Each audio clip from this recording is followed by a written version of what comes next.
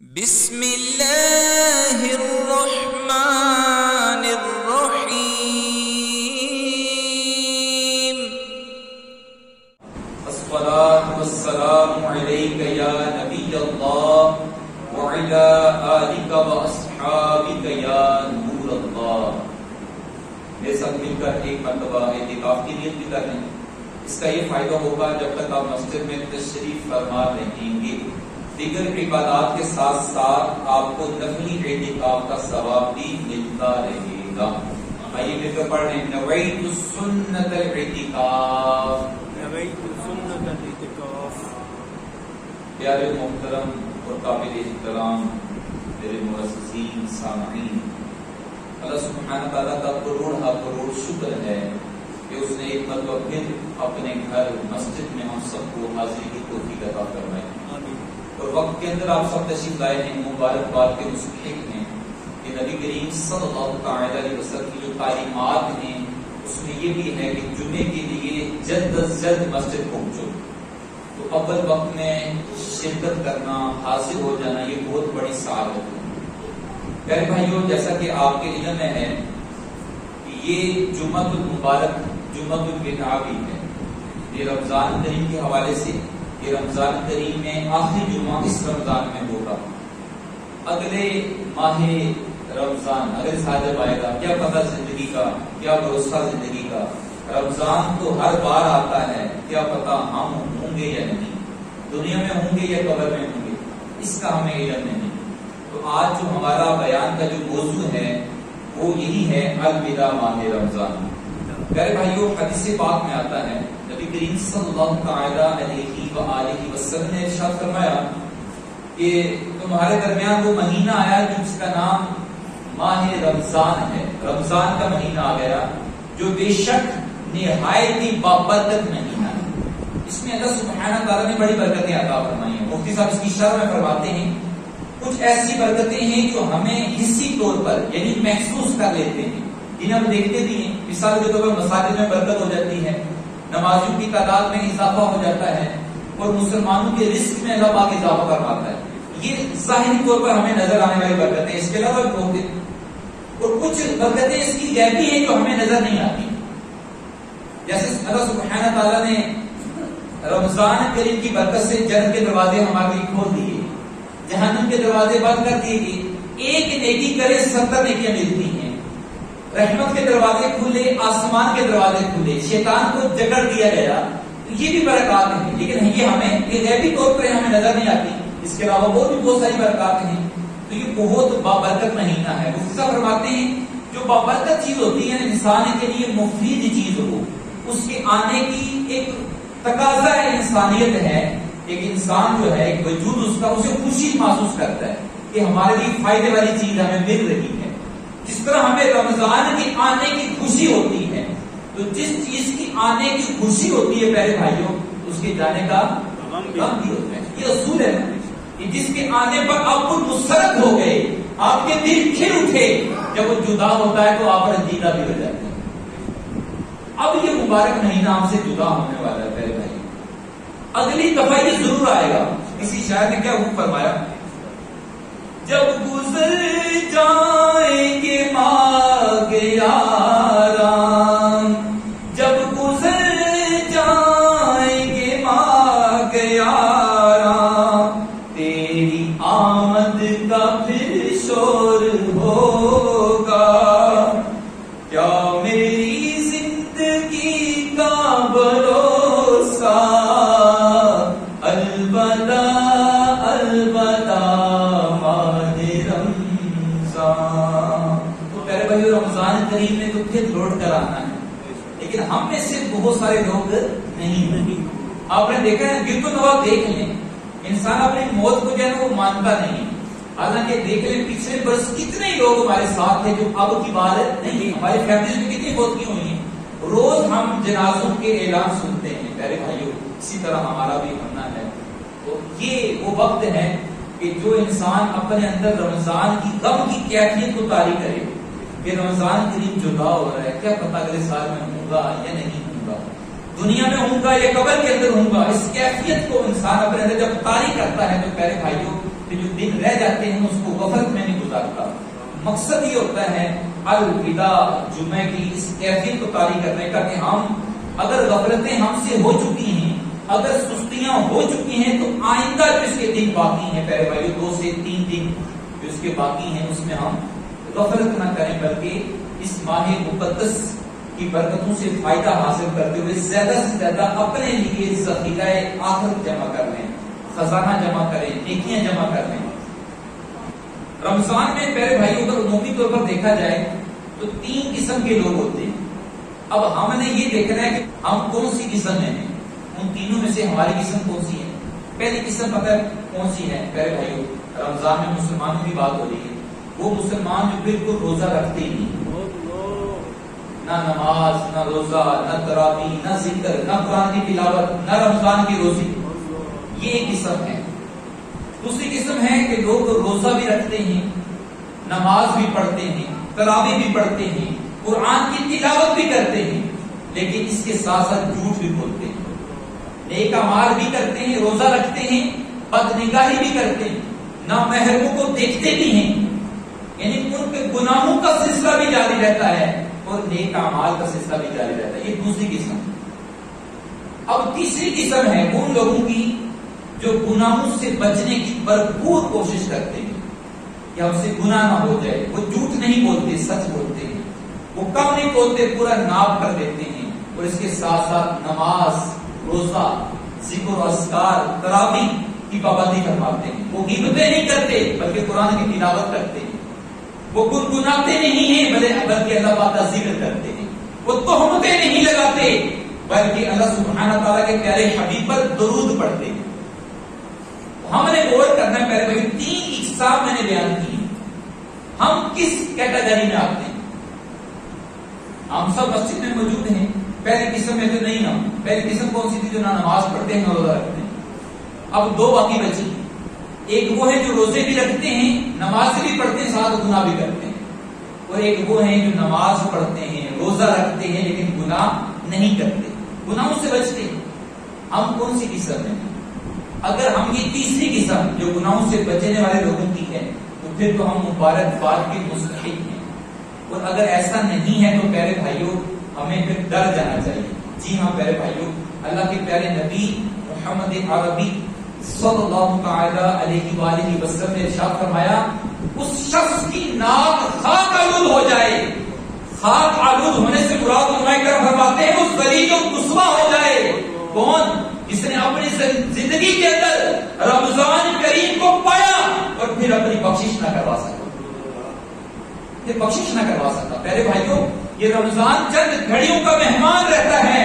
کہیں ایسا نہ ہو کہ ہزاروں لاکھوں لوگ بخشے جائیں، کروڑوں لوگ بخشے جائیں لیکن ہمارا ان لوگوں میں نام نہ آئے. حدیث پاک کا خلاصہ ہے نبی کریم صلی اللہ علیہ وسلم نے ارشاد فرمایا اللہ پاک رمضان کے ہر روز افطار کے وقت، ہر روز ہر دن افطار کے وقت 10 لاکھ جہنمیوں کو جہنم سے آزاد کرواتے. وہ لوگ جنہیں برے اعمال کی وجہ سے ان کے لیے جہنم کا فیصلہ ہو چکا تھا لیکن رمضان کریم کی برکت سے ہر روز اللہ پاک 10 لاکھ لوگوں کو جہنم سے آزاد کرواتا ہے. یعنی اتنے لوگ بخشے جائیں. اگر ہم نہ بخشے جائیں تو پھر محرومی والی بات ہے، پھر وہ ذلیل و رسوائی والی بات ہے. کہ نبی کریم صلی اللہ علیہ وسلم نے ارشاد فرمایا وہ شخص ذلیل و رسوا ہو جائے کہ جس نے اپنی زندگی میں رمضان کریم کو پایا اور بخشش نہ کروا سکتا.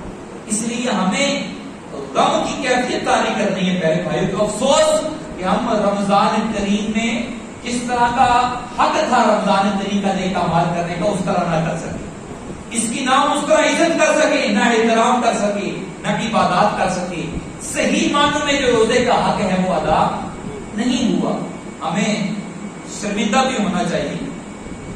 اے بھائیوں جو پہلے کے لوگ تھے وہ رمضان کریم کا کتنا ادب کرتے تھے.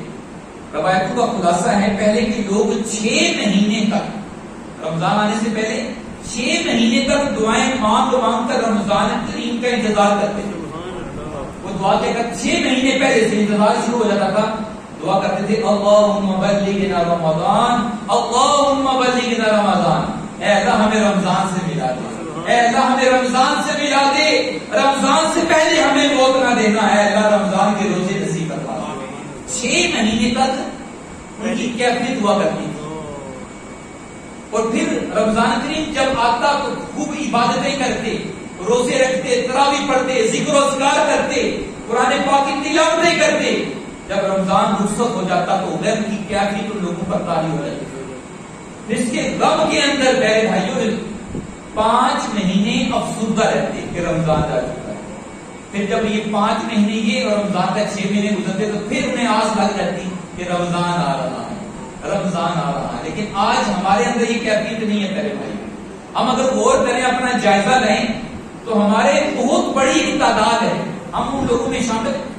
ہم آخری دنوں میں کیا کرتے ہیں؟ حالانکہ افسوس کا مقام ہوتا ہے کہ اللہ پاک کا مہینہ مہمان، یہ مہمان ہے ہمارے پاس، یہ اب ہم سے جانے والا ہے، اس کی فکر کریں، اس کو ٹائم دیں۔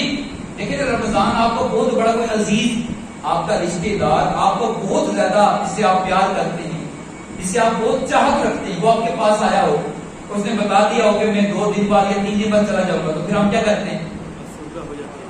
اسے گھر چھوڑ کر خود بات کرے جاتے ہیں؟ نہیں کرتے، ٹائم دینے کی کوشش کرتے ہیں، اور جتنا ہو سکتا ہے اسے کمپنی دیتے ہیں تاکہ یہ جو مہمان ہے ہم سے ناراض ہو کر نہ جائے، یہ خوش ہو کر جائے، یہ دوبارہ بھی ہمارے پاس آتا رہے۔ ایسا ہی ہے۔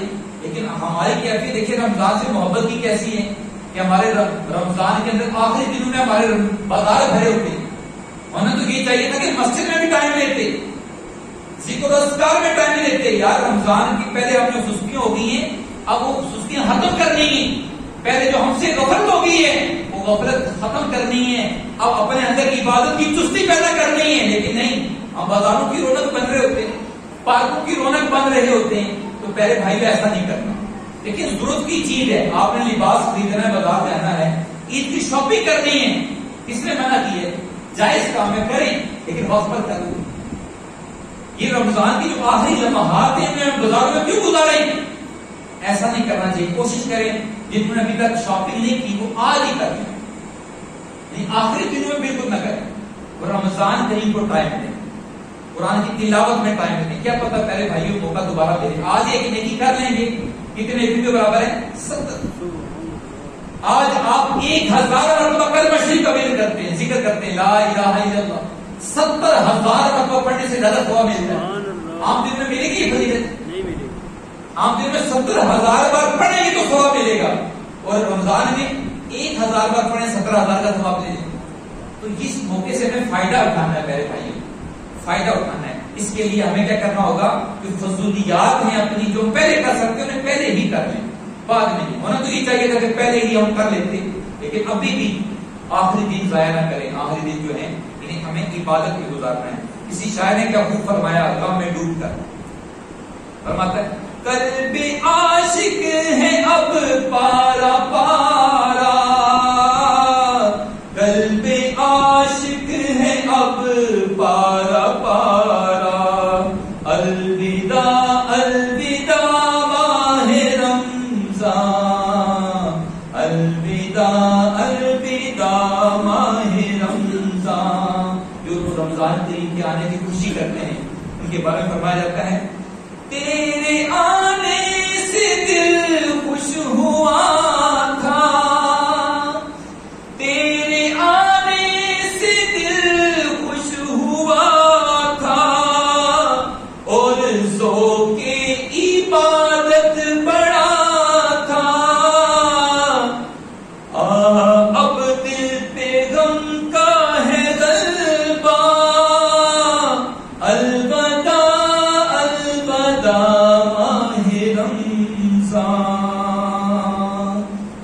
شاپنگ کی بات ہو رہی تھی کہ ہم بازار میں وقت گزارتے ہیں۔ چنانچہ بہت پیارے بزرگ مکہ کے مکی، مکہ میں رہنے والے شیخ شعیب فرماتے ہیں کہ تم رمضان کی جدائی میں کیوں غم زدہ نہیں ہوتے؟ تم رمضان کی جدائی میں اپنے آنسو کیوں نہیں بہاتے؟ پھر اس کی دلیل دیتے ہوئے فرماتے ہیں یہ مہینہ ہے جس میں اللہ پاک نے تمہارے لیے، ہمارے لیے جنت کے دروازے کھول دیے تھے، جہنم کے دروازے بند کر دیے تھے، آسمانوں کے دروازے کھول دیے گئے تھے، تمہارے لیے نیکیوں کا ریٹ بڑھا دیا گیا تھا، تم ایک کرتے تھے 70 لکھا جاتا تھا، شیطان کو جکڑ دیا گیا تھا. ہم غمزدہ کیوں نہیں ہوتے؟ اگر میرے اندر اس کی غم کی کیفیت نہیں ہے تو پیارے بھائیوں پھر اندازہ کر لیں کہ ہم کیوں غمزدہ نہیں ہیں. نبی کریم صلی اللہ علیہ وسلم رمضان سے اتنی محبت کرتے تھے پیارے بھائیوں، بعض روایتوں میں آتا ہے کہ بعد آپ پورا مہینہ اعتکاف کرتے تھے. قدر کرنے والے قدر کر گئے پیارے بھائیوں، اور ہم غفلت میں ڈوبے ہوئے ہیں اور ڈوبے ہیں. اللہ تعالیٰ ہم سب کو غفلت سے بچائے. چنانچہ محمد بن ابو فرج رحمت اللہ تعالی بزرگ گزرے ہیں، کہتے ہیں کہ شاپنگ کی بات ہو رہی ہے، کہتے ہیں مجھے ضرورت پڑی کنیز کی، میں بازار کنیز خریدنے کے لیے چلا گیا. غلام اسے کہتے ہیں میں نے دیکھا ایک جو عورت ہے بڑی کمزور، پیلا رنگ، پتلی سی، بالکل بیمار سی، زیادہ سی لگ رہی ہے. میں نے اس پر ترس کھاتے اسے خرید لیا تاکہ چلے میں بھی کھاؤں گا، ایسے بھی کھلاؤں گا اور کام کاج بھی کر لے گی. کہتے میں اسے جب خرید کر گھر لے آیا، رمضان کا مہینہ آ گیا تو اس کی عبادات کی ایسی کیفیت تھی، کہتے ہیں دن بھر سارا کام بھی کرتی، روزہ بھی رکھتی اور رات کو عبادات میں مصروف رہا کرتی. کہتے رمضان کریم کا جب آخری دن آئے تو میں نے اس سے بولا چلو زنبیل اٹھاؤ، ٹوکری لو، بازار جانا ہے، شاپنگ کرنی ہے، خریداری کرنی ہے. تو کہنے لگی اے میرے آقا عام لوگوں کی خریداری کریں گے یا خاص لوگوں کی؟ تو کہتے ہیں میں نے اس سے بولا مجھے تمہاری بات کی سمجھ نہیں آ رہی، کیا کہہ رہی ہو، وضاحت کرو. کہنے لگی اے میرے آقا عام لوگوں کی خریداری کیا ہوتی ہے؟ وہ اچھے اچھے کھانے خرید لیں گے عید کے لیے، اچھا لباس سے بے تن کر لیں گے، یہ خرید لیں گے. وہ خاص لوگوں کی خریداری کیا ہوتی ہے؟ وہ گوشہ نشینی اختیار کر لیتے ہیں، وہ لوگوں سے الگ تھلگ ہو کر اللہ کی حفاظت کرتے ہیں، وہ قرآن کی تلاوت میں مصروف ہو جاتے ہیں. کہتے ہیں اس نے یہ کہا تو میرے دل پر بڑا گہرا اثر ہوا. میں پریشان بھی ہوا کہ ایک ریز ہو کر مجھ سے کتنی آگے چلی گئی عبادات میں، تقوی میں، پرہیزگاری میں، رمضان کریم کی محبت میں. کہتے ہیں وقت گزرتا گیا، ساتھ اس نے کیا کیا، اتنا بات گفتگو ہوئی، اسے نماز شروع کر دی، نفل پڑھنی شروع کر دی. کہتے ہیں اسے سورہ بقرہ کی تلاوت کر دی، حافظہ بھی تھی. سورہ بقرہ 2.5 سپارے بنتے ہیں پہلے بھائیوں. پھر سورہ آل عمران کی تلاوت کرنا شروع کر دی. کہتے ہیں تلاوت کرتی جاتی حتیٰ کہ سورہ ابراہیم تک پہنچ گئی. سورہ ابراہیم پہلے بھائی 14 سپارے بنتے ہیں، اس کنیز نے 14 سپارے تلاوت کر لیے. جب سورہ ابراہیم میں پہنچی تو ایک آیت کو بار بار تلاوت کرتی، بار بار روتی جاتی، نماز میں نفل میں روتی جاتی، اور روتے روتے اس نے چیخ ماری اور اس کی روح کف سے دوسری سے پرواز کر گئی، یعنی وفات پاتے. پیارے بھائیوں یہ وہ لوگ تھے جو رمضان کریم کی قدر کرنے والے تھے. کتنا انہیں پیار تھا کہ یہ ہم لمحات کنیز ہو کر نوکر ہے، غلام ہے، اس کے باوجود وہ کہتی ہے میں بازار میں وقت کیوں گزاروں. جو اللہ والے لوگ ہوتے ہیں پیارے بھائی جو رمضان کی حقیقت کو سمجھ جاتے ہیں وہ بازاروں میں وقت نہیں گزارتے. یہ یقین کرنے حقیقت بات ہے. جی ہاں، جانے تو عالم صلی اللہ علیہ وسلم نے ارشاد فرمایا، اس بات کو سمجھنے کی کوشش کیجیے گا. آپ نے ارشاد فرمایا اگر میری امت کو رمضان کریم کی اہمیت کا پتہ چل جائے تو یہ تمنا کرتی کاش پورا سال ہی رمضان ہوتا. نعرہ تکبیر، نعرہ رسالت. کچھ نیک عمل نہ کر سکا ہوں، رمضان کو الوداع کرتے ہوئے کچھ نیک عمل نہ کر سکا ہوں، نظر چند اشک کر رہا ہوں، بس یہی ہے میرا اثاثہ، الوداع الوداع ماہ رمضان.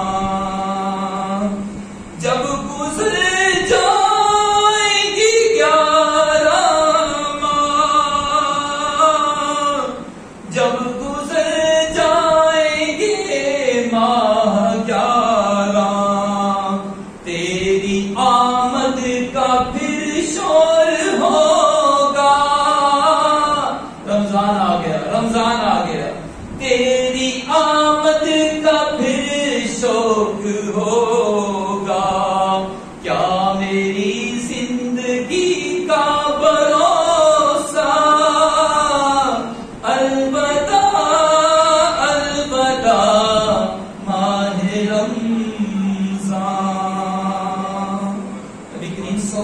تعالیٰ علیہ وآلہ وسلم نے ارشاد فرمایا کہ کئی روزے دار ایسے ہیں کہ انہیں بھوک اور پیاس کے علاوہ کچھ نہیں ملتا. اب غور کر لیں، ہم نے بھی روزے رکھے ہیں، کہیں ایسا نہ ہو کہ کل قیامت کے دن یہ کہا جائے تم نے صرف بھوک حاصل کر لی، پیاس حاصل کر لی ہے اور کچھ نہیں. وہ کیسے میرے بھائیوں کہ روزہ رکھ کر بھی ہم غفلت میں پڑے رہے، جھوٹ کا معاملہ رہا، گناہوں کا سلسلہ رہا، تو کل کہیں ہمارے روزے ہمارے منہ پر نہ مار دیے جائیں. نبی کریم صلی اللہ علیہ وسلم، بخاری شریف کی حدیث پاک کا خلاصہ ہے، آپ علیہ الصلوۃ والسلام نے ارشاد فرمایا کہ اللہ سبحانہ تعالیٰ کو ایسے روزے دار کے روزوں کی کوئی ضرورت نہیں ہے جو جھوٹ سے نہ بچے، جو لغو باتوں سے نہیں بچتا، جو گناہ سے نہیں بچتا. صرف کھانے پینے کا روزہ نہیں ہوتا. ایک بڑے عالم دین نے بڑی پیاری ایک بات بتائی، فرماتے صرف پیٹ کا روزہ نہیں رکھنا، باقی اعضاء بھی تو ہیں. ہمارے جسم کی کتنے اعضاء ہیں، ان میں ایک اعضاء کیا ہے؟ پیٹ. ان میں ایک اعضاء کون، اس کا نام کیا ہے؟ پیٹ. ہم صرف کیا کرتے ہیں؟ پیٹ کا روزہ رکھتے ہیں. پیٹ کے اندر کوئی چیز نہیں جانی چاہیے. زبان کا روزہ نہیں ہوتا، اگر جھوٹ بولیں گے، غیبتیں کریں گے. کان کا روزہ نہیں ہے، غیبتیں سنتے بھی ہیں، تومتے بری باتیں کرتے بھی ہیں، سنتے بھی ہیں. ہاتھ سے گناہ، ہاتھ کا روزے کا فکر نہیں ہوتی، ہاتھ سے گناہ کرتے ہیں، کسی کو مار دیا، کسی پر ظلم کر دیا. قدم، اپنے پاؤں کا روزہ نہیں رکھتے، یہ قدم برائی کی طرف چل کر نہیں جانا چاہیے، اس کا روزہ نہیں ہوتا. یہ باقی اعضاء کا ہمارا روزہ نہیں ہے، صرف پیٹ کا روزہ رکھنا ہے، نظر کا روزہ نہیں ہے. ایسے روزے کا پہلے بھائیوں حقیقتاً کوئی فائدہ نہیں ہے. رمضان کی اگر ہم برکتیں حاصل کرنا چاہتے ہیں پہلے بھائیوں، تو اس کے لیے ہمیں سچی توبہ کرنا ہو، ہمارے مکمل سارے اعضاء کا روزہ ہو، تب کامل روزہ دار بنیں گے. اللہ تعالیٰ ہم سب کو رمضان کریم کی خوب برکتیں سمیٹنے کی توفیق عطا فرمائے. علم کے موتی آقا نے عطا کیے، علم کے موتی آقا نے عطا کیے. ناداروں کو علم کے موتی